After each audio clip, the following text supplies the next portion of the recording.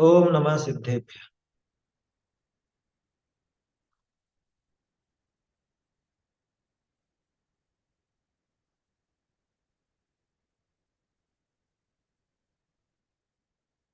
मंगलमय मंगल करण वीतराग विज्ञान नमो ताहि जाते भये अरहंतादि महा करि मंगल करि हो महाग्रंथ करण को काज जाते मिले समाज सब पावे निज पद राज।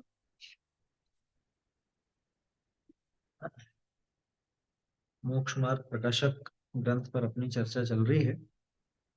अरहंत आदि से प्रयोजन सिद्धि, ये विषय अपन देख रहे हैं। अरहंत देव से मतलब का तो नाम है, पांचों ही परमेष्ठी की बात है।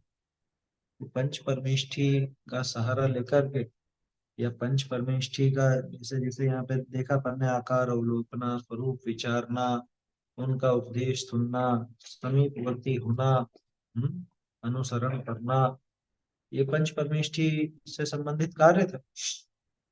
तो पंच परमेष्ठी के आधार से ये जीव अपने वीतराग विज्ञान रूप उस यानी सुख की प्राप्ति रूप प्रयोजन की पूर्ति तो करता ही है।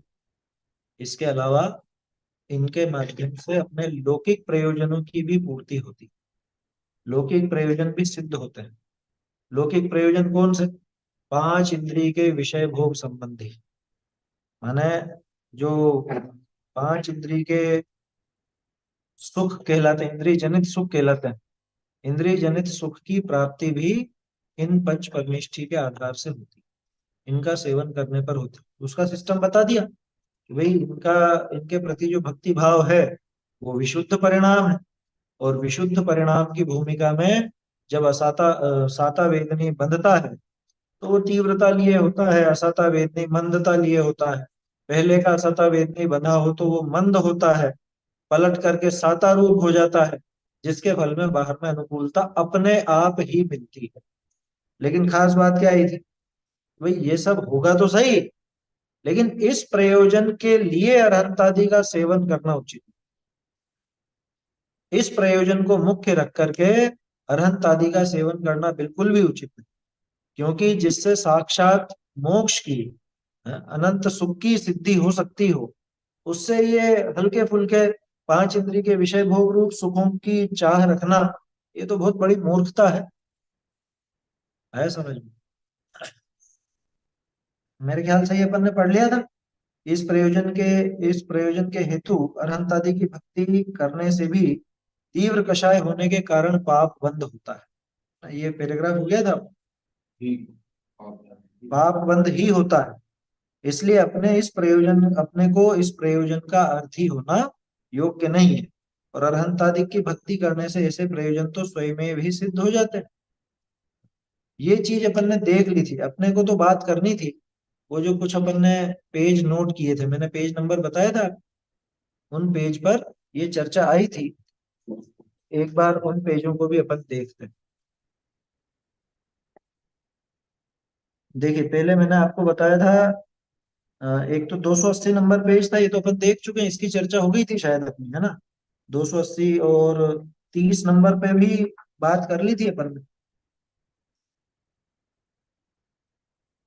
30 नंबर पेज पर नीचे नीचे, तीव्र मंद कषायों ही के अनुसार पूर्व में बंधे हुए कर्मों का भी संक्रमण आदि हो तो हो मतलब हो सकता है, बन सकता है ऐसा। असाता वेदनी जो बंधा हुआ था वो पलट करके साता वेदनी रूप उदय में आ रहा है। ऐसे ही 311 नंबर पेज पर भी बात थी। 30 पे बताया था ना, नीचे ही नीचे।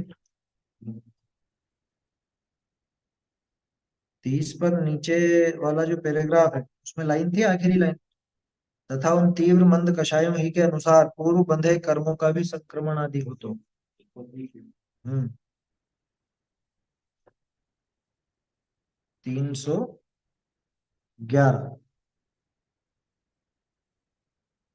311 में भी वो तीव्रता और मंदता जो उदय की आती है, वो दिखाया है यहाँ पर कारण कि कर्म का बंध व उदय सदाकाल, ये तो खैर प्रश्न की बात है। परिणामों के निमित्त से, है ना, क्योंकि कोई सोचते हैं ऐसा कि भाई कर्म बंध गया तो कर्म बंध गया तो वैसा ही उदय में आना चाहिए। ऐसा कभी नहीं होता। मतलब अधिकांश तो ऐसा हो जाएगा कि भाई आपकी वो परिस्थितियां बदल गई, आपके भाव बदल गए, तो कर्म भी बंधा हुआ बदल जाता है। परिणामों के निमित्त से पूर्वबद्ध कर्म के भी उत्कर्षण अपकर्षण संक्रमण आदि होने से उनकी शक्ति हीनाधिक होती है। शक्ति घट जाती है, बढ़ जाती है। किसकी? जो बंध चुका है उसकी भी। हाँ, जो कर्म पहले बंधा हुआ है उसकी शक्ति भी कम ज्यादा हो सकती है, इसलिए उनका उदय भी तीव्र मंद होता है। ये 311 पर था। खास बात अपने को करनी थी दो जगह पर। एक देखिए यहाँ जो बात आई, इस प्रयोजन से कुछ भी अपना हित नहीं होता, 71 नंबर पेज 71। ये निशान लगाया था अपन ने इसके भी। पेज नंबर तो नोट कर लिया था ना आपने, ये कहाँ पे क्या चीज है। ये वाली जो लाइन थी अपने 7 नंबर पेज पर, इस प्रयोजन से कुछ भी अपना हित नहीं होता क्योंकि ये आत्मा कषाय भावों से बाह्य सामग्रियों में इष्ट अनिष्ट पना मानकर स्वयं ही सुख दुख की कल्पना करता है। ये बहुत बड़ी बात थी कि बाहर में वो अनुकूलता मिलने से ही सुखी हो जाएगा, बाहर में प्रतिकूलता मिलने से दुखी हो जाएगा, ऐसा नहीं है। क्योंकि इष्ट अनिष्ट की कल्पना तो ये खुद ही करता है। कषाय के बिना बाह्य सामग्री कुछ भी सुख दुख की दाता नहीं है। ये 7 नंबर पेज पर अपन ने देखा। इनसे मिलती हुई बात अपने को मिलेगी पेज नंबर 71 71 पर।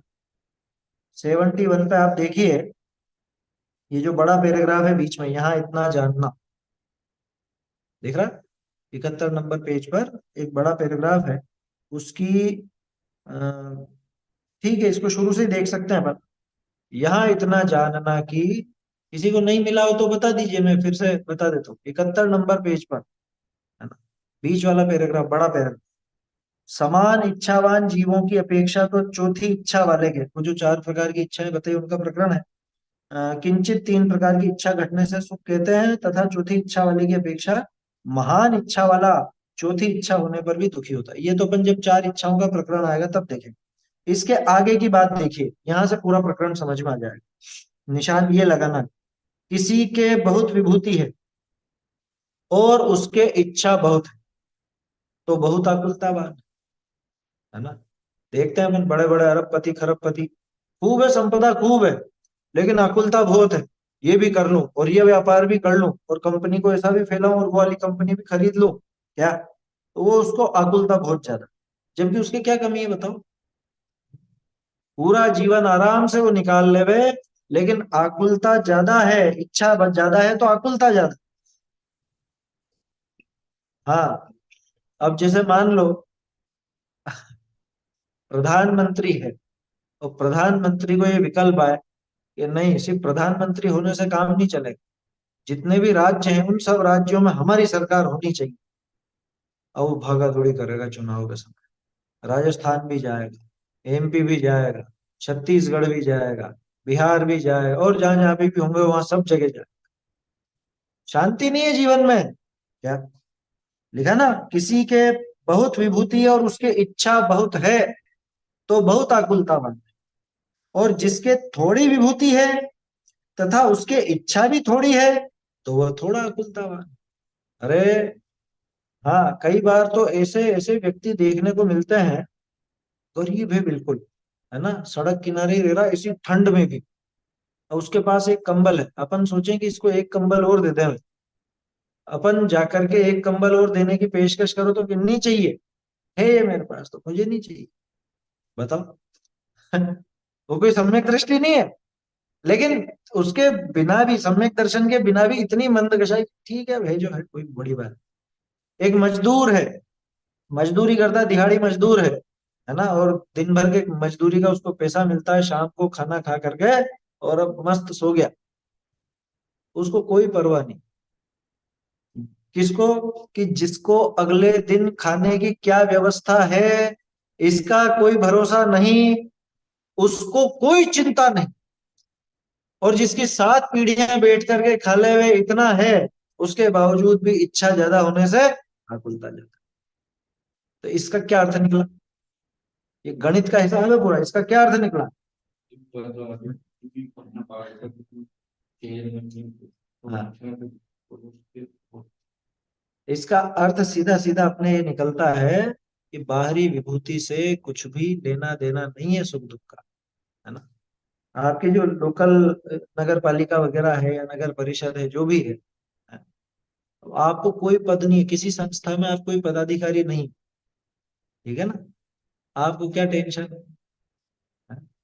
इन्हें पद मिल जाए तो बड़े हो जाएंगे। जिन जो पद लेकर के बड़े बने बैठे हैं, उनकी इच्छाएं भी ज्यादा है तो आकुलता भी ज्यादा। एक सामान्य एक गली मोहल्ले का वार्ड का पार्षद भी हो ना, पार्षद समझते हैं ना, नगर पालिका का मेंबर हो, उतने में उसको कितना वो रहता है। और फिर इच्छाओं से कि मैं चेयरमैन बन जाऊं, चेयरमैन बन जाए तो फिर कि नहीं अगली बार विधायक बन जाऊं, विधायक बन जाए तो अगली बार सीएम बन जाऊं, है? या वो सांसद बन जाऊं। बोलो। और आपको अगर वो इच्छा पैदा नहीं हुई तो आपकी टेंशन ही नहीं बिल्कुल भी माथे पर। सही है। चाह गई चिंता गई मनवा बेपरवाह, जिनको कछु न चाहिए हे नर शाहंशाह। समझ में आ रही बात। तो टोडरमल जी का ये मूल स्वर जैसा है क्या, इच्छा इज इक्वल टू आकुलता इज इक्वल टू दुख, ये टोडरमल जी ने सिद्ध किया। पूरे मोक्ष मार्ग प्रकाशक में यही टोन मिलेगी आपको, ये जो अपन नोट कर रहे हैं इसीलिए कर, ये अपन ने 7 नंबर पेज पर यही देखा ना भैया, ये तो अन्य सामग्री से सुखी दुखी नहीं, बल्कि वहां पे ये इष्ट अनिष्ट पना मानकर खुद ही सुख दुख की कल्पना करता है, उसी का पोषण कर रहे हैं अपन इस बात से। 71 नंबर पेज पर भी यही बात है, किसी के बहुत विभूति और उसके इच्छा बहुत है तो बहुत आकुलतावान है, और जिसके थोड़ी विभूति है ज्यादा नहीं है और उसकी इच्छा भी थोड़ी है तो थोड़ा आकुलतावान है। अब इसका अपोजिट, ये तो संपदा की बात थी, प्रतिकूलता की बात कर लो। तथा किसी को अनिष्ट सामग्री मिली है और उसे उसको दूर करने की इच्छा थोड़ी है तो वह थोड़ा आकुलतावान। ये प्रतिकूलता तो है, अनिष्ट सामग्री तो मिली, लेकिन कोई ऐसी ज्यादा विशेष तीव्र इच्छा नहीं कि हाँ ये दूर हो ही जाए, हो जाए तो ठीक है, नहीं हो जाए तो भी कोई बड़ी बात नहीं है, ऐसा करके। जैसे जानवर होते हैं कि नहीं, अभी देखो आप, कुत्ते गाय ये सब सड़कों पर इतनी ठंड में, कि कोई उड़ा दे वे अपने को, कोई दरी या टाट वगैरह या कोई ऐसा कुछ उड़ा दे तो ठीक है, अच्छी बात है। और नहीं उड़ा रहे तो नहीं उड़ा रहे, क्या कर बैठे। भर गर्मी में, गर्मी के मौसम में भी वहां पे उनको बिल्कुल भी शांति नहीं है। रोड कितना तपता है, कितना तपता है, और वहां उस गर्मी में कोई पानी मिल जाए, कहीं पे कुछ खाना पीना मिल जाए तो ठीक है, नहीं मिले तो कोई बात नहीं। उनके सहज ही अकाम निर्जरा हो जाती है जानवरों में। क्या, जिसके अनिष्ट सामग्री मिली और उसको दूर करने की इच्छा थोड़ी है तो वह थोड़ा अकुलतावान है। तथा किसी को इष्ट सामग्री मिली है परंतु उसे उसको भोगने की तथा अन्य सामग्री की इच्छा बहुत है तो वह जीव बहुत आकुलतावान है। क्या गजब की बात है। मतलब अनिष्ट सामग्री मिली, प्रतिकूलता मिली, लेकिन प्रतिकूलता में ज्यादा इच्छा नहीं है दूर करने की भी, तो भी विशेष दुखी नहीं। ठीक है ना। कौन, जो प्रतिकूलता में पड़ा है वो। दूसरी तरफ अनुकूलता मिली है लेकिन और भोगूं इस चक्कर में इच्छा ज्यादा है और अन्य सामग्री की भी इच्छा बहुत है, तो वो अनुकूलता होने पर भी, इष्ट सामग्री मिलने पर भी दुखी, और ये अनिष्ट सामग्री मिलने पर भी कम दुखी या नहीं दुखी। है समझ में? छोटी मोटी जैसे हो जाती है ना। हाँ। छोटा मोटा आपके मान लो कुछ ऐसा हो गया, छोटी मोटी फोड़ी फोड़ी फुंसी कुछ हो जाए, हल्का फुल्का बुखार हो, थोड़ी सी गले में खराश हो जाए, है, या ज्यादा भी हो जाए, है, कितना भी मतलब बाहर में प्रतिकूलता कितनी उससे मतलब नहीं, लेकिन ऐसा वो प्रतिकूलता होने पर उसको दूर करने का विकल्प कितना तीव्र है। अगर वो विकल्प तीव्र नहीं है, वो इच्छा मंद है, तो उसमें भी आप इतने दुखी नहीं हो। दूसरी तरफ जो बिल्कुल रष्ट पुष्ट है क्या, और बॉडी बिल्डर है, उसने पूरा वो स्वस्थ है एकदम, लेकिन नहीं, मुझे तो ये बनना है, मुझे टाइटल जीतना है, मुझे मिस्टर इंडिया बनना है, या मुझे मिस्टर राजस्थान बनना है, या मैं उस पहलवान को हरा दूं। और मन में ही वो विकल्प चल रहे हैं। शरीर में कोई बीमारी नहीं है, कोई रोग नहीं है, लेकिन वो दुखी। और यहाँ पे शरीर में रोग पड़े हो तो भी दुखी। अरे मुनिराज का उदाहरण बिल्कुल स्पष्ट है। मुनिराज पर इतने उपसर्ग, इतने परीक्षा, इतनी प्रतिकूलता, वो सब होने पर भी वो उसमें दुखी नहीं। क्यों? क्योंकि उनको उस उपसर्ग को दूर करने की रंच मात्र भी इच्छा नहीं। और हम यहाँ घर में बैठे बैठे सारी अनुकूलताओं के बीच में कोई उपसर्ग और परीक्षा नहीं होने पर भी हमारी इच्छा है, तो हम दुखी हैं, आकुलता है। वो जीव बहुत आकुलतावान है। इसलिए सुखी दुखी होना, ये गोल्डन लाइन टोडर में, सुखी दुखी होना इच्छा के अनुसार जानना, बाह्य कारण के अधीन नहीं है। बोल्ड कर रखिए ना इसको, अंडरलाइन कर लीजिए, खास चीज है। सुखी दुखी होना किसके अनुसार? कि सुखी दुखी होना इच्छा के अनुसार जानना, बाह्य कारणों से सुख या दुख नहीं होता। क्या सिद्ध हुआ? कि अन्य वस्तु हमारे सुख या दुख का कारण नहीं है। इससे क्या सिद्ध हुआ? कि अन्य वस्तु की चाह करना मूर्खता है। इससे क्या सिद्ध हुआ? इससे सिद्ध हुआ जो टोडरमल जी ने 7 नंबर पेज पर लिखा। क्या लिखा? इंद्रिय जनित सुख की इच्छा करना और दुख से डरना ये भ्रम। मिल गए दोनों पेज। ये 7 और 71 दोनों एक दूसरे के पूरक किस तरह से बन जाते हैं।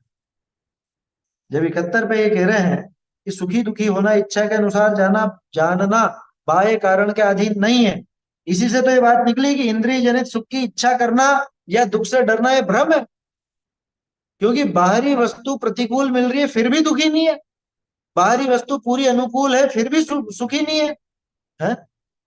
बाहरी अनुकूलता ज्यादा है फिर भी दुखी, अनुकूलता कम है फिर भी सुखी। इसका अर्थ है कि भैया बाहरी वस्तुओं से सुख या दुख का कोई लेना देना नहीं है। और इसीलिए बाहरी वस्तु की इच्छा करना, इंद्रिय जनित सुख की इच्छा करना भ्रम है। ठीक है ना? भ्रम सिद्ध हो गया ना। इसी की सिद्धि की है अपन ने। 7 नंबर पे जो लाइन आई है उसी की सिद्धि 71 से होती है। 308 भी निकालिए, 308 से भी सिद्धि होगी। देखो बहुत बढ़िया बात है। 308 पर ये तीसरा पैराग्राफ। आप पुस्तक साथ में लेके बैठेंगे ना तो आनंद आएगा, निशान भी लगाएंगे तो मजा आएगा। सिद्धि होती है एक बात से दूसरी बात की। मिला तीसरा पैराग्राफ 308 में। तथा पर द्रव्य रूप बाह्य सामग्री के अनुसार सुख दुख नहीं है। मिल गया? पर द्रव्य रूप बाह्य सामग्री के अनुसार सुख दुख नहीं है। कषाय से इसके इच्छा उत्पन्न हो और इसकी इच्छा अनुसार बाह्य सामग्री मिले, तब इसके कुछ कषाय का उपशमन होने से आकुलता घटती है, तब सुख मानता है। और इच्छानुसार सामग्री नहीं मिलती, तब कषाय बढ़ने से आकुलता बढ़ती है और दुख मानता है। सो है तो इस प्रकार ये उसका विज्ञान बताया थोड़ा। क्योंकि किसी को ऐसा प्रश्न हो सकता है कि साहब हम तो देखते हैं बाहरी वस्तु मिल गई और ये सुखी हो गया, बाहरी वस्तु नहीं मिली और ये दुखी हो गया। कि नहीं, वो वस्तु के मिलने या नहीं मिलने से सुख दुख नहीं है। तो किस वजह से उसका विज्ञान ऐसा है कि कषाय से पहले तो इच्छा पैदा हुई थी। ठीक है ना? जैसे ऐसा कषाय भाव पैदा हुआ कि मुझे ये वस्तु खानी है, मुझे ये मिठाई खानी है। ठीक है ना? मान लो कोई भी XYZ, अब वो मिठाई खाने की इच्छा हुई और इसकी इच्छा अनुसार बाह्य सामग्री मिल गई, मिठाई मिल गई। ठीक है ना? तब इसके कुछ कषाय का उपशमन होने से, क्योंकि मिल गई तो वो कषाय थोड़ी सी शमित हो जाएगी, थोड़ी सी दब जाएगी, क्योंकि मिल गई, भरपूर मिल गई। ये चाहता था कि मैं 4-5 पीस इस मिठाई के खाऊं, और इसको 4-5 से भी ज्यादा मिल गई, इच्छा अनुसार वो वस्तु मिल गई, और थोड़ा इसने उसको भोग लिया, तो इसको वो कषाय थोड़ी सी घटी। तो कषाय के घटने से वो आकुलता घटी, तो ये क्या सोचता है, इसमें इसको सुख लगता है, तब ये सुख मानता है। और इसका अपोजिट, इच्छानुसार सामग्री नहीं मिलती तो क्या होता है, तो वही कषाय ज्यादा भड़कती है। कषाय बढ़ने से आकुलता बढ़ती है और दुख मानता है। सुखी या दुखी किसकी वजह से हुआ? कषाय घटने या कषाय बढ़ने से, है ना? और मानता किससे है? उस वस्तु के मिलने या बिछड़ने।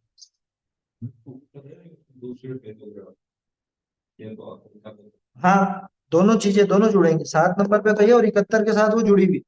इसके ऊपर वाला पैराग्राफ भी देखिए, इसके ऊपर वाले पैराग्राफ की पहली लाइन, तथा आकुलता घटना बढ़ना भी बाह्य सामग्री के अनुसार नहीं है, कषाय भावों के घटने बढ़ने के अनुसार है। हाँ, वो निकल गया ऊपर।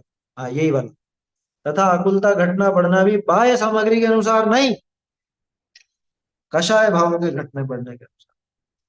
माने पूरा सिस्टम समझा दिया टोडर में।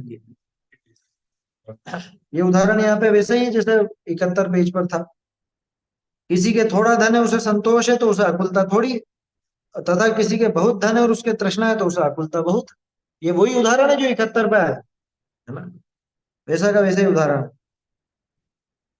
तो कहने का अर्थ ये है ना, अपने सामने दो तीन चीजें आ गई। एक तो वो बाह्य वस्तु, दूसरा अपना कषाय भाव, और तीसरा सुख या दुख।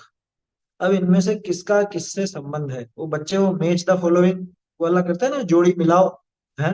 तो वो सुख दुख की जोड़ी किससे मिलती है? बाह्य सामग्री से या उस कषाय से? कषाय भाव से है। कषाय भाव अधिक है तो आकुलता अधिक है, इज इक्वल टू दुख अधिक। कषाय भाव कम है, आकुलता कम है, इज इक्वल टू दुख भी कम है। उसी को अपन सुख समझ लेते हैं, सुख कह देते हैं लोग, है ना। वास्तव में तो कषाय के नाश का नाम ही सुख है। ठीक है, तो इस तरह से ये आपस में ये पेज अपने को ऐसे मिल जाते हैं, और इससे अपनी ये सिद्धि होती है असल में। आप यूं मत सोचना कहाँ इधर से उधर, उधर से इधर जंप लगा, जंप नहीं लगा रही, ये सिद्धि हो रही है इससे।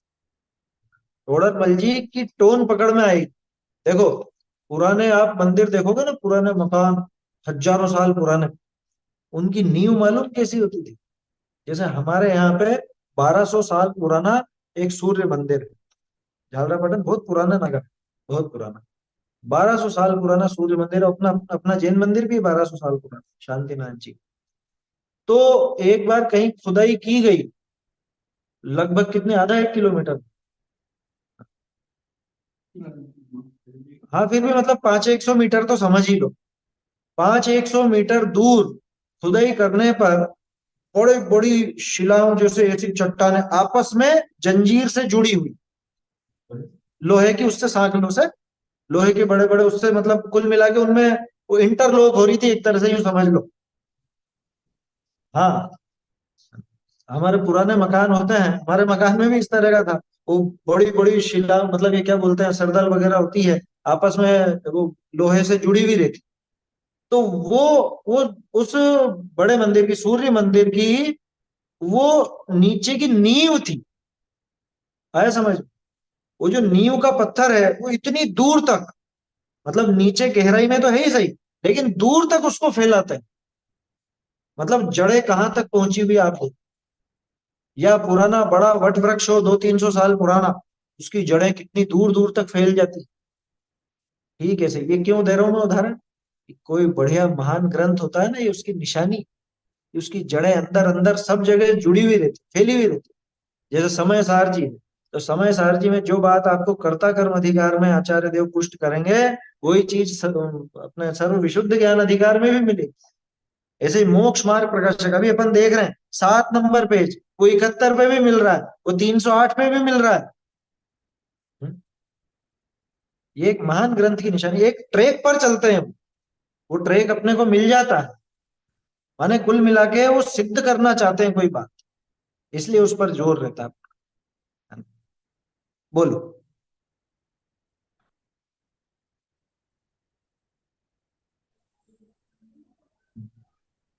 जो अनंतानुबंधी कषाय होती है, तो वो क्या मतलब सेम भाव में बंद होती है या फिर पूर्व भाव में बंद होती है, ऐसा कुछ होता है? नहीं, वो तो जैसे सभी कषायों का सभी समय हो सकता है, उसमें ऐसा नहीं है कि पिछले भाव में बंधी है तो अभी उदय में आएगी, वो तो अभी भी बंधेगी। देखो, कषाय का ऐसा है, मतलब किसी भी कर्म का ऐसा है सिस्टम, कि न्यूनतम उसकी स्थिति अंतर मुहूर्त होती है ना? न्यूनतम अंतर मुहूर्त होती है, और अधिकतम, अधिकतम सबकी अलग अलग है। जैसे दर्शन मोहिनी की 70 कोड़ा कुड़ी सागर है, अनंतानुबंधी की 40 कोड़ा कुड़ी सागर है, ऐसे अलग अलग है। तो वो कोई नियम नहीं है कि अभी जो है वो पिछले भव की उदय आ रही है, उदय में आ रही है, या अभी वाली जो बंधेगी वो अगले भव में उदय में आएगी। ऐसा कुछ भी नहीं है ना। वो इस भव की इसी भव में भी उदय आ सकती है, और इस भव में बंधी हुई अगले भव में भी उदय आ सकती है। इस भव में जो उदय में आ रही है वो पिछले भवों की बंधी हुई भी आ सकती है, इसी भव की भी आ सकती है, ऐसा समझना। हाँ, 7 कर्म तो लगातार ही बंधते हैं। आयु को छोड़ करके एक आयु कर्म छोड़ दो, तो 7 कर्मों का बंध निरंतर हुआ करता है। और निरंतर जो होता है, मिथ्या दृष्टि को सम्यक दृष्टि के भी होता। दर्शन मोहनी नहीं है तो चारित्र मोहनी तो है, क्योंकि 7 की बात कर रहे हैं तो उसमें मोहनी पकड़ेंगे अपन। उसके अंदर अकेला दर्शन मोहनी वाली बात नहीं आई। हाँ, वो 7 में तो नाम आ जाता है उसका। बोलो। वो तो मतलब कषाई जो अपना है वो तो उसकी तीव्रता पे निर्भर करेगी ना, कि अपने को जो मतलब अनंतानुबंधी ऐसा कषाय बंद होगा, तो वो तो तीव्रता पे वो डिपेंड करता है कि किस हिसाब नहीं से नहीं कषाय नहीं, बंद। ऐसा है, मिथ्या दृष्टि के तो अनंतानुबंधी भी हमेशा बन रही है। हम्म। यूं मत समझना यहाँ तीव्र कषाय हो रही है तो अनंतानुबंधी बंध रही है। मिथ्यात्व की दशा में अनंतानुबंधी का भी बंध लगातार हो रहा है उसको। वो चाहे उस समय भगवान की पूजा ही क्यों नहीं कर रहा, वो उस समय स्वाध्याय ही क्यों नहीं कर रहा। हाँ, ये है कि कम स्थिति का बंधेगा, कम पावर का बंधेगा, स्थिति और अनुभाग में भेद पड़ेगा। यही तो देखा था अपन ने, ये 6 नंबर पे ये बात आई थी ना, कि विशुद्ध परिणामों से घातिया कर्मों की स्थिति अनुभाग वगैरह कम बंधेगा। तो वहां पे वो दर्शन मोहनी चारित्र मोहनी बंधेगा तो सही, लेकिन हल्का बंधेगा, कम बंधेगा, घटता हुआ बंधेगा, ऐसा समझ। इनसे बचने का एक क्या उपाय है, ये सम्यक दर्शन। उसकी सिद्धि किससे? तत्व विचार से, तत्व निर्णय से, है ना। शास्त्राभ्यास ही उसका एकमात्र साधन है। और कोई साधन ही नहीं है क्या? इस अनंतानुबंधी या दर्शन मोहनी के बंध से बचने का और कोई साधन नहीं है। आया समझ में? तो पढ़ा ना आपने, कोटि जन्म तप तपे, कषाय चारों बंधती है, उदय एक समय में एक का। बिल्कुल सही, ये आएगा इसमें, है ना। कषायों का बहुत बढ़िया प्रकरण आएगा, थोड़ा मेरी शायद 40 नंबर पेज के आसपास है, 30 या 40 के आसपास, वहां पर है ना। बंधेगी एक साथ उदय, लेकिन एक समय में एक का, ये लिखा है वहां। उदय एक समय में एक का किसका? एक का मतलब क्रोध, मान, माया या लोभ। अनंतानुबंधी आदि नहीं, वो तो चारों का एक साथ उदय आएगा, है ना। लेकिन क्रोध का उदय होगा तो उस समय मान, माया, लोभ का नहीं, बाकी का नहीं, ऐसा समझ। अलग अलग आएगा वो प्रकरण, आगे आएगा तब देखेंगे। देखो तो ठीक है ये। अब अंतिम जो पैराग्राफ अपन ने देखा था 7 नंबर पेज पे नीचे नीचे, कि अरहंत आदि की भक्ति करने से भी तीव्र कषाय होने के कारण पाप बंदी होता है। क्यों? इस प्रयोजन के, अगर लौकिक प्रयोजन के कारण अरहंत आदि की भक्ति भी करता है तो पुण्य नहीं बंधता। अरे ये तो पूजा कर रहा है, सुबह 7 बजे से दिन के 12 बजे तक मंदिर में ही रहता है भगवान के साथ। अभिप्राय क्या है? अभिप्राय अगर इसका लौकिक प्रयोजन का है, लौकिक सिद्धि का है, तो समझ लेना पाप बंद ही होगा। क्यों? क्योंकि तीव्र कषाय, ये लाइन ध्यान में रखने की है क्या। फिर से, इस प्रयोजन के हेतु, कौन सा प्रयोजन? सांसारिक प्रयोजन, है ना, 5 इंद्रिय के विषय भोगों का प्रयोजन। ये ऊपर जो प्रश्न था ना, इंद्रिय जनित सुख उत्पन्न हो और दुख का विनाश हो, ये प्रयोजन, मेरा शारीरिक स्वास्थ्य अच्छा बना रहे। अब थोड़ा सा एक प्रैक्टिकल उदाहरण ले लेते हैं। जिन जिन लोगों ने वो कोरोना को दूर भगाने के लिए तरह तरह के धार्मिक अनुष्ठान किए, मेरा प्रश्न है, पुण्य बांधा या पाप बांधा? है ना, विचार कर लीजिएगा गंभीरता से। अरे वो तो बेचारे मर भी गए उस चक्कर में, और तुम कह रहे हो पाप बांधा। अरे भैया, ये धर्म यहाँ पे दया नहीं दिखाता। धर्म यहाँ पे कुछ आपको ऐसा, बिल्कुल जो सटीक बात है, सच्ची बात है, वो सामने आएगी, आपको भली लगे चाहे बुरी लगे। कारण क्या है? इस प्रयोजन, इस सांसारिक प्रयोजन के हेतु अरहंत आदि की भक्ति करने से भी तीव्र कषाय होने के कारण पाप बंध ही होता है। वो उसका अभिप्राय क्या था? उसका अभिप्राय वीतरागता का नहीं था। उसका अभिप्राय तो ये था कि कैसे भी इस कोरोना से बच जाऊं, कैसे भी करके ये इस पाप से, मतलब ये जो प्रतिकूलता, इस प्रतिकूलता से बच जाऊं और मुझे अनुकूलता की प्राप्ति हो, ये अभिप्राय है ना। उस अभिप्राय से अगर किया गया है तो पाप बंद ही करता है। अब थोड़ा सा अपन इसको और विस्तार देते हैं। हाँ, वो मिथ्यात्व तो ऐसे पुष्ट होता है ना, जहां से वो चीज मिलने वाली नहीं है और वहां पे ये कोशिश कर रहा है उधर से मार। अपन एक उदाहरण लेते हैं इसका। किसी ने मकान बनाया, ठीक है, मकान बनाया, नया मकान बनाया, और उसकी शुद्धि के लिए, या कि अब यहाँ पे हम आकर के रहेंगे उसके लिए कुछ ऐसा आयोजन किया कि भक्तामर का पाठ रखेंगे, रात को अखंड पाठ रत जगह करेंगे। किस लिए? भक्ति नहीं उमड़ रही है उसको, उसको तो कि हमको तो ये हमारा मकान रेडी करके इसमें प्रवेश करना है और ऐसा करना वैसा करना। भाई सामान्य रूप से आप रोज ही वो पाठ करते हो, रोज ही आप एकांत में बैठ करके भगवान का स्तवन करते हो, तो उसमें समस्या नहीं हो, तो रोज कर रहे हो आप, वो रोजाना का काम।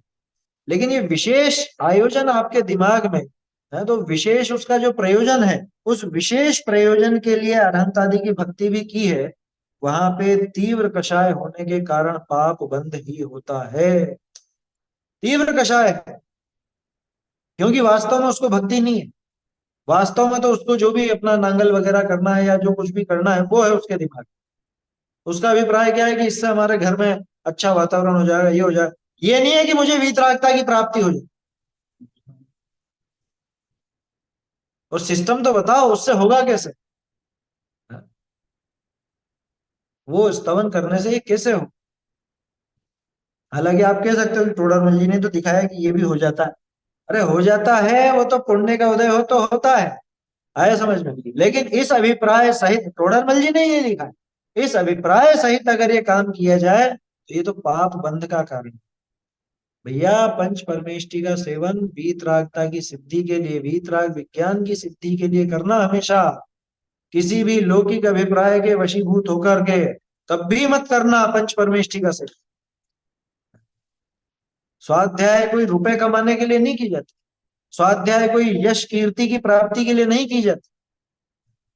ये तो स्वांत सुखाय होती है, ये तो अपने स्वयं के समझने के लिए होती है, वीतराग विज्ञान की सिद्धि के लिए होती है। समझ में आ रही बात? कोई अगर वीतराग विज्ञान, या समझ लीजिए कि सुख की प्राप्ति के अलावा, सुख मतलब पारमार्थिक सुख की बात कर रहा हूँ, अनुकूलता की नहीं, अगर उस पारमार्थिक सुख को छोड़ करके अन्य किसी अभिप्राय से ये शास्त्र स्वाध्याय आदि भी करता है, तो क्या करेगा बताओ, क्या कमाएगा? पाप ही कमाएगा। भारी है थोड़ी सी बात, समझने में भारी नहीं है, लेकिन स्वीकार करने में भारी। क्योंकि हमारी बुद्धि ऐसी है कि हम तो जरा जरा से काम में ही कि भगवान करेंगे, भगवान करेंगे, भगवान के माथे पड़ जाते हैं। शादी ब्याह करानी हो तो भगवान, तो इतने इतने इतने हमने उपवास किए, इतनी इतनी हमने वो क्या बोलते हैं, इतने विधान रचाए, अब बच्चे बच्ची की शादी ही नहीं हो रही है। और लोगों ने तो बहुत तरह तरह के मिथ्यात्व पाल रखे हैं। क्या? जैसा अन्य मत में है ना, क्या बोलते हैं उनके अन्य मत में तो उसके जाने कौन कौन के व्रत करते हैं तो वो उसके जैसा पति मिलता है, किसी देव जैसा उनके। हैं? ऐसे यहाँ पे वो छोटी छोटी बच्चियों को ही उपवास कराने लगते हैं। हैं? सप्तमी के 7 वास करो और उसके बाद फिर तुमको मन चाहा पति मिलेगा। कि भैया तुमने उपवास पति के लिए की? यह तो उपवास आत्मा की सिद्धि के लिए किए जाते हैं, है? और तुम इसके लिए कर रहे हो? क्या होगा फिर, क्या बांधा बताओ? कभी भूल से भी चक्कर में मत आना ऐसी बातों में।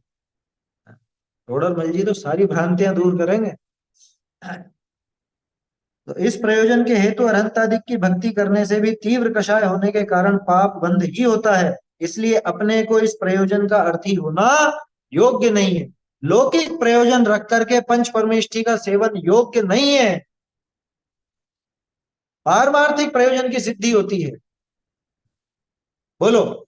चंदन के, क्या कौन सी कहानी थी धर्म परीक्षा में? अ, चंदन वाले वो मूड था ना। हाँ, वो मूर्ख क्या करता है। एक व्यक्ति दरिद्र था। धर्म परीक्षा पढ़ी है आप लोगों ने? धर्म परीक्षा पढ़ी है ना? नहीं हो उपलब्ध तो मंगा लीजिए, मुमुक्षु आश्रम कोटा में उपलब्ध है अभी। अभी तो है उपलब्ध। मंगानी चाहिए, पढ़नी चाहिए, है ना। और बहुत रोचक है। छोटे बच्चों को भी बड़ा मजा आएगा उसको पढ़ने में। अब 5 साल के बच्चे को भी सुनाओगे तो बोर नहीं हो। ऐसी ऐसी कहानियां हैं।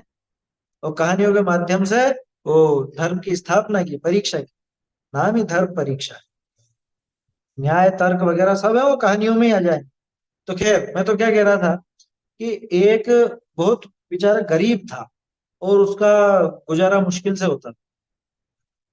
अब उसकी पत्नी ने कहा कि जाओ राजा से मांग लो कुछ, ये राजा बहुत दयालु है, दे देता है जिसको जो चाहिए। तो राजा ने उसको चंदन का बगीचा दे दिया कि ठीक है जाओ, ये रख लो तुम, चंदन का बगीचा। उस मूर्ख ने सोची कि ये क्या, मैं तो राजा से कुछ रुपए पैसे चाह रहा था और इसने मुझे पेड़ पकड़ा दिए, क्या करूंगा। अब थोड़े टाइम बाद, 5-6 महीने बाद राजा को विचार आया, मंत्री से पूछा, कह रहा अपन ने उसको बगीचे दिए थे, उसका क्या हाल है। ये कुछ नहीं साहब, वो तो वैसा का वैसा ही कंगला है अभी भी। नहीं, क्या बात है। तो गए उसके पास, जाके देखा तो पूरा बगीचा साफ। पूरा बगीचा साफ कैसे? ये क्या करता, रोटी बनाने में मैंने ये लकड़ी जला जला के काम में ले ली। आपने ये जो दिया मेरे क्या काम की थी, लकड़ी थी, जला जला के काम में ले ली। उसने कहा कुछ हिस्सा बचा है? कि हाँ, एक ये छोटा सा टुकड़ा बचा है आखिरी, कि जा इसको बेच के आ बाजार। उन्होंने सोची कि एक तो पहले इतना परेशान किया, अब ये लकड़ी कौन खरीदा। अब जब बाजार में बेचने गया तो लाल चंदन था, मलयागिरी का। क्या, वो बेचने गया तो इतने में उसको हजारों रुपए मिलने की वो, मतलब पेशकश की सामने वालों ने, हजारों रुपए देने की। तब उसने माथा पीट लिया कि अरे मैंने तो पूरा का पूरा वो बगीचा जला दिया इसका। अभी तो मैं करोड़पति अरबपति होता अगर ये लकड़ी बेचता। जला जला के खत्म कर दिया उसने। समझ में आई बात? हाँ। हाँ, क्या है वो, तेत तगाहित तोरत, इस तरह की आता है, भजन में भी आता है। तरह तरह की ऐसी उपमाएं दी हैं। तो कहने का अर्थ यह है कि उस चंदन से दरिद्रता मिट जाती, वो जलाने में काम में लिया। उदाहरण समझ में आया? बस ऐसे ही पंच परमेष्ठी से इसका अनादि काल से जो इसको दुख चला रहा है, वो दुख नष्ट होकर अनंत सुख, अतीन्द्रिय अनंत सुख की प्राप्ति हो जाती। उस अतीन्द्रिय सुख की जगह इस मूर्ख ने लौकिक प्रयोजन की सिद्धि करनी चाहिए। कितना बड़ा मूर्ख है। इनसे कि वो पंच परमेष्ठी। हाँ, सही बात है। ये मनुष्य शरीर भी धर्म साधन के लिए मिला, इसने विषय भोगों में लगा। वैसा ही है ये भी। विचार कीजिए। देखिए अब इसकी सिद्धि तोड़रमल जी के शब्दों में और देखते हैं अपन। 222 निकालिए।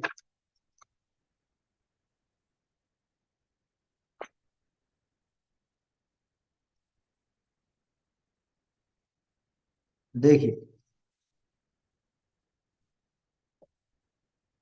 222 पेज पर ये बीच वाला पैराग्राफ, तीसरा पैराग्राफ।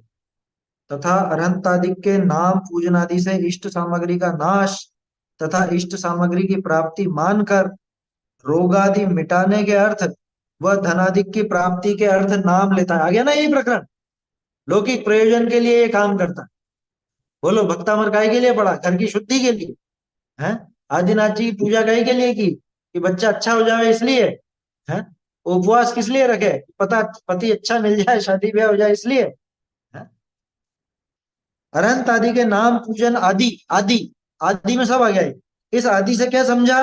अनिष्ट सामग्री का नाश तथा इष्ट सामग्री की प्राप्ति मानकर रोगादि मिटाने के अर्थ व धनादि की प्राप्ति के अर्थ, अर्थ माने लिए, धनादि की प्राप्ति के लिए नाम लेता है, वह पूजन आदि करता है। सो इष्ट अनिष्ट का कारण तो कौन है? इष्ट अनिष्ट का कारण तो पूर्व कर्म का उदय है। अरहंत तो करता है नहीं। अरहंत आदि की भक्ति रूप शुभोपयोग परिणामों से पूर्व पाप के संक्रमण आदि हो जाते हैं। इसलिए उपचार से अनिष्ट के नाश का वह इष्ट की प्राप्ति का कारण अरहंतादि की भक्ति कही जाती है। परंतु जो जीव प्रथम ही सांसारिक प्रयोजन सहित भक्ति करता है, उसके तो पाप ही का अभिप्राय हुआ। आगे ना होगी वही बात जो 7 नंबर पे देखिए अपन, वही बात है कि जो सांसारिक प्रयोजन सहित भक्ति करता है उसके तो पाप ही का अभिप्राय हुआ। कांक्षा विचिकित्सा रूप भाव हुए तो उसके कैसे संक्रमण आदि होगा। हाँ, ये श्लोक देश में भी बहुत बढ़िया आती है, ये बात सही है। यत्र भाव शिवम दत्ते द्योक यद दूरवर्तिनी यो नयत्यासु गव्युतिम कोशार्धे सकिम सकिम सीदति। ये लेकिन बात यूं है कि जो इतना दिला देगा वो इतने समय क्या क्या दिक्कत आएगी उसको। ये 222 नंबर पेज है। ऐसे ही 222 के बाद आप देखिए 274, 274।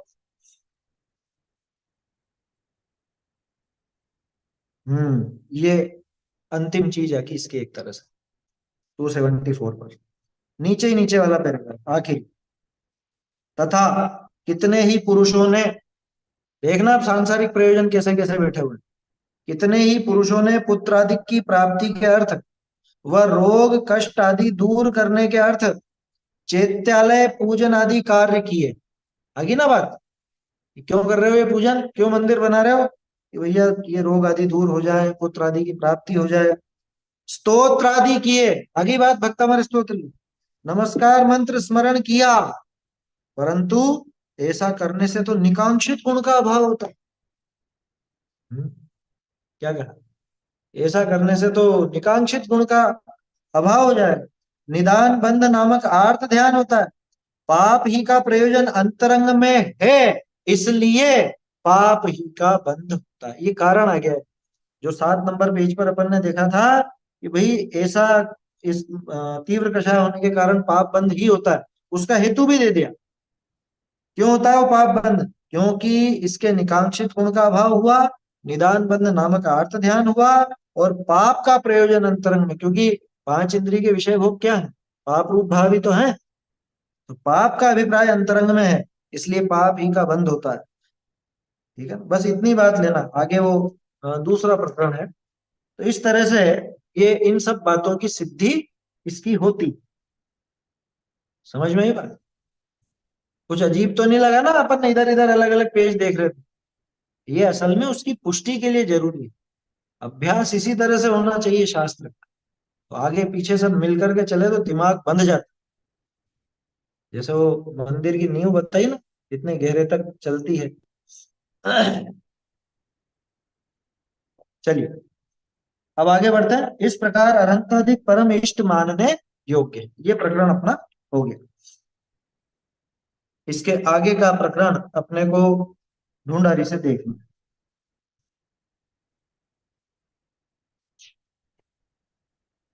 हम्म बहुरी, हाँ यहीं से पहली लाइन से।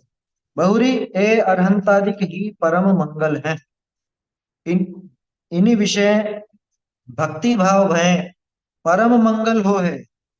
जाते मम कहिए सुख, ताहि लाती कहिए देवे, अथवा मम कहिए पाप, ताहि गालियति कहिए गाले, ताका नाम मंगल है। सो तिन करी पूर्वोक्त प्रकार दो कार्यनि की सिद्धि हो है।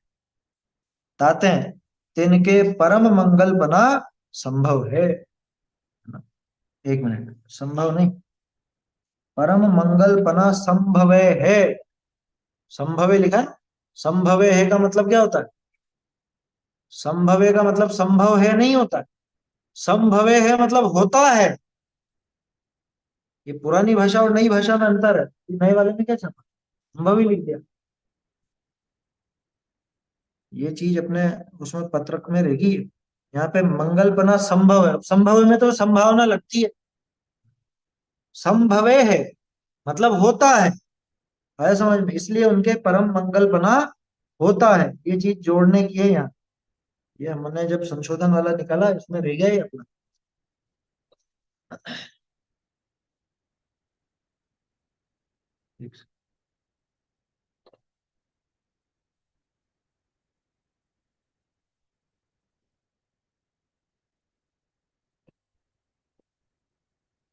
देखिए, इसको देखते हैं अपन, इस पैराग्राफ को, एक ही पैराग्राफ है, फिर आगे मंगलाचरण करने का कारण ये देखें। क्या कहा? बहुरी ए अरहंतादिक ही परम मंगल है। अभी तक बात चल रही थी मंगलाचरण की, है ना। मंगलाचरण में किस किस को नमस्कार किया ये बता दिया, क्यों किया ये भी बता दिया, उससे अपने प्रयोजन की सिद्धि कैसे होती है ये भी बता दिया। अब आखिर में इसका समापन कर रहे हैं इस बात का कि भाई इनको क्यों किया नमस्कार, कि ये परम मंगल है। अब जगत में मंगल का पता नहीं जाने क्या क्या अर्थ होता हो, लेकिन हमारे यहाँ तो मंगल का अर्थ बिल्कुल सीधा है। हाँ, एक चीज और, इनमें भक्ति भाव होने पर परम मंगल होता है। ये स्वयं मंगल है, और मंगल के प्रति भक्ति भाव हो तो उससे अपना मंगल होता है। क्या मंगल होता है, मंगल किसको कहा जा रहा है, तो उसकी बात यहाँ पे करते हैं कि मंग कहिए सुख, मंग असल में मंग है वो, मंग कहिए सुख। हाँ, उसे लाती, यानी कि जो देता है, सुख लाता, ये मालूम कहाँ की व्याख्या है? ये धवला जी में है। आपको ध्यान हो, जब अपन ने जैन बेसिक कक्षा शुरू की थी, उसमें पहला और दूसरा पाठ था अपना, उस समय मैंने आप लोगों को षटखंडागम की वो भी दिखाई थी, धवला जी की, जहाँ पे ये प्रकरण दिया। तो धवला जी में प्रारंभ में प्रकरण मंगल का निरूपण, वहां पे ये चीज दी हुई है षटखंडागम में, धवला जी। क्या? मंग माने सुख, ल यानी लाने वाला, अथवा मम अर्थात पाप, और गल गलाने वाला। तो जो सच्चा सुख उत्पन्न करे यानी लाए, प्रकट करे, और जो दुख का नाश करे, उसका नाम है मंगल। ठीक है। दुनिया में किसी और से पूछ लेना, मंगल का अर्थ नहीं बता पाए। जिनका सरनेम मंगल होना वो भी नहीं बता पाएंगे मंगल बने क्या। होते हैं ना, अग्रवाल समाज में मंगल सरनेम होता है। तो कहने का अर्थ ये है, अन्य मतों में तो पता नहीं जाने क्या क्या मंगल, क्या बोलते हैं, मंगल परिणय। परिणय शादी ब्याह, मंगल मांगलिक कार्यक्रम है, मांगलिक कार्यक्रम। अरे, जीवन का सबसे बड़ा अमंगल होता है ये, शादी ब्याह आदि। मंगल तो अगर देखो, शादी ब्याह मंगल है, तो फिर तो ब्रह्मचर्य अमंगल। अगर ब्रह्मचर्य मंगल है तो शादी ब्याह मंगल कैसे हो सकता? समझना। हाँ, मंगल का अर्थ बंद करना भी लगाते हैं, दुकान मंगल करना है। दुकानदार तो ऐसे ही बोलता है, दुकान मंगल कर दी, बंद कर दी नहीं बोलेंगे, ये छिपा हुआ ग्रहित मिथ्यात्व है, दिमाग में ऐसा बैठा रहता है। किसी से कहे कि दुकान बंद कर दी, अरे नहीं नहीं, दुकान बंद करना मत बोलो, दुकान मंगल करना बोलो। है? क्यों भैया, अंतर क्या है? और मंगल है क्या वास्तव में, दुकान में क्या मंगल? दुकान पाप का साधन है या पुण्य का साधन? तो पाप को कैसे गलाएगी? मंगल की परिभाषा सीधी ध्यान रखना हमेशा। तो मंगल कार्य कुछ होते नहीं है जगत में, मंगल कार्य तो यही है कि जिससे दुख का नाश हो, सुख की प्राप्ति हो, वही मंगल है। इसके अलावा और कोई मंगल है ही नहीं। तरह तरह के मंगल मानते हैं लोग बाग, वो भरा हुआ घड़ा है, या कुंवारी कन्या, ऐसे उदाहरण दिए शास्त्रों में। क्या? एक होता चेतन मंगल, एक अचेतन मंगल, एक मिश्र मंगल। चेतन मंगल क्या, कि जैसे कुंवारी कन्या है उसको चेतन मंगल का, है ना, यानी जीव मंगल, सचेतन मंगल। और वो घड़ा है, भरा हुआ घड़ा, वो अचेतन मंगल है। और ये दोनों साथ में हो तो मिश्र मंगल है। ऐसा लौकिक में चलता है। लेकिन इसमें मंगल जैसी क्या चीज है बताओ? इसमें मंगल क्या हुआ? इसमें सुख की प्राप्ति और दुख का नाश कहाँ हुआ? क्योंकि सीधी परिभाषा तो यह है मंगल की।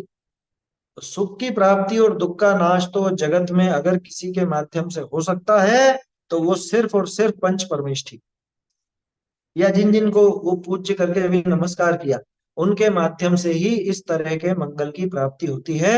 अन्य कहीं कोई मंगल का साधन ही नहीं है। तो जो स्वयं मंगल रूप है, उनमें भक्ति भाव करने से अपना भी मंगल होता है, इनमें भक्ति भाव होने पर परम मंगल होता है। याद कीजिए, बाल बोध पाठमाला भाग 1, उसमें ये की यही लाइनें हैं। दूसरा पाठ, चार मंगल वाला, कि अरहंत आदि स्वयं मंगल है और इनमें भक्ति भाव होने से अपना भी परम मंगल होता है। गुड़ दही परीक्षा में, हाँ ये भी बहुत से लोग मानते हैं। दही का तो सिस्टम ऐसा है कि कहीं बाहर जाते हैं तो वो दही खिलाते हैं। उसके पीछे लॉजिक था। लॉजिक क्या था? लॉजिक ये था कि अधिकांश लोगों का सफर में जी घबराता है, और दही खाओगे ना, अगर आप दही खा करके निकलोगे, ध्यान रखना, दूध पी करके निकलोगे तो जी ज्यादा घबराएगा, उल्टी आएगी। और दही खा करके निकलोगे तो जी नहीं घबराता। ये कोई वो नहीं है अलग से, ये शारीरिक विज्ञान है। ये शारीरिक विज्ञान की तरफ से। अब अगर लोगों ने उसमें शुभ और अशुभ माना तो ये ग्रहित मिथ्या। समझ में आ रही बात? जैसे घर में अपन चप्पल उल्टी नहीं रखते, क्यों नहीं रखते? और ये झगड़ा हो जाएगा, ये ग्रहित मिथ्या। चप्पल उल्टी मत रखो, किसी का पैर उलझ जाएगा, वो गिर जाएगा, इस अपेक्षा नहीं रखो तो ठीक है, वो समझदारी वाली बात। तो कार्य कुछ भी, उसके पीछे भावना क्या है ना, ये विचार करना। दही में तो बाहर जावे तो थोड़ा सा एक पेट में भार रहता है तो जी नहीं घबराता, ये उसका वैज्ञानिक कारण है, मतलब शारीरिक कारण। अच्छा, एग्जाम में हार्ट बीट बढ़ती है इसलिए, ये कारण पहले समझ में नहीं आया मुझे। दही खाने से हार्ट बीट नॉर्मल रहती है इसलिए, हो सकता है, वो चीज भी हो सकती है। लेकिन अगर इसमें शुभ और अशुभ वाली मान्यता है कि ये अच्छा रहेगा, ये मंगल रहेगा, तो वो भ्रांति है ना। उसमें मंगल की कल्पना या उसको शुभ समझना, वो भ्रांति है। शारीरिक दृष्टिकोण से कि भाई इससे हार्ट बीट नॉर्मल जैसा आप कह रहे हो, या जी नहीं घबराना, वो तो प्रैक्टिकल उदाहरण है, वो तो हमने देखा। क्या? हमने तो प्रयोग करके देखे। क्योंकि होते हैं ना, सभी तरह के होते हैं घर में। कोई दूध पी के कोरा निकल जाए तो जी घबराता ही घबराता है, उल्टी होगी। लेकिन दही खा के निकले तो रास्ते भर कुछ नहीं। तो वो कोई अलग सी शुभ या अशुभ वाली बात नहीं है, वो शारीरिक विज्ञान है वो। ठीक है ना? उसको उसी दृष्टि से देख। खैर, ये तो सब लौकिक मंगलों की बात थी। इनमें मंगल नाम का कुछ भी नहीं। मंगल जैसा कुछ भी नहीं। क्यों? क्योंकि मंगल नाम तो वास्तव में उसका है कि जिससे सुख की प्राप्ति हो और दुख का नाश हो। और वो जगत में कौन है? वो तो पंच परमेष्ठी। पंच परमेष्ठी ही वास्तव में स्वयं मंगल स्वरूप है। और उनमें भक्ति भाव होने से, उनकी सच्ची श्रद्धा होने से अपना भी मंगल होता है। ये होता है मंगलाचरण। जीवन में एक नया मंगलाचरण हुआ, शुभारंभ हुआ। जहाँ सम्यक दर्शन आया, वो जीवन में शुभारंभ। बाकी काई का नया नया है। समझ में आ रही है बात? तो उनमें भक्ति भाव होने से परम मंगल होता। स्पष्ट है? तो सो तिन करी, तिन करी पूर्वोक्त प्रकार दो कार्य की सिद्धि हुआ। पूर्वोक्त प्रकार दोनों कार्य कौन से? एक तो पारमार्थिक कार्य पूर्ण सुखी होने का, दूसरा वो लौकिक कार्य, लौकिक जो भी समझ लो, सांसारिक प्रयोजन, उनकी भी सिद्धि होती है ना। लेकिन उस अर्थ से, उस प्रयोजन को लेकर के अपने को भक्ति नहीं करती।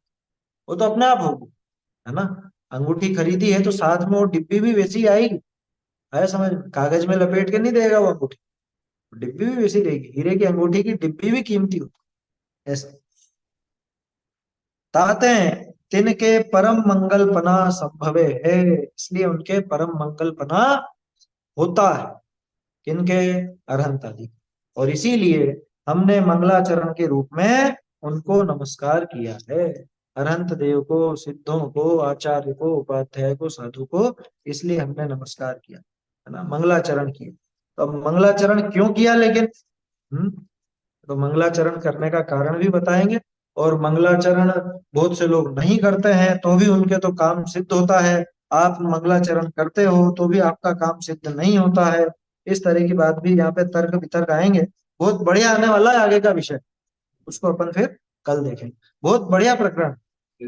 एक मेरा थोड़ा सा निवेदन है, आप लोग आगे का थोड़ा सा विषय पढ़ के रखेंगे ना, तो बहुत आनंद आएगा, वो चीज बढ़िया समझ में आए। चलिए अभी यही समाप्त करते हैं। चैतन्य का स्मरण प्रतिक्षण ही करो रे, भव के अनंत दुख को क्षण में हरो रे, अक्षय अनंत निज सौख्य निधान पाओ, गाओ अरे नित इसी के गीत गाओ। निज निधि निज में बताई यह अनंत उपकार है। इसके लिए ये बार चिन्ह वंदना शत बार है। वंदना शत बार है। चिन्वानी माता की जय हो। चिन्वानी माता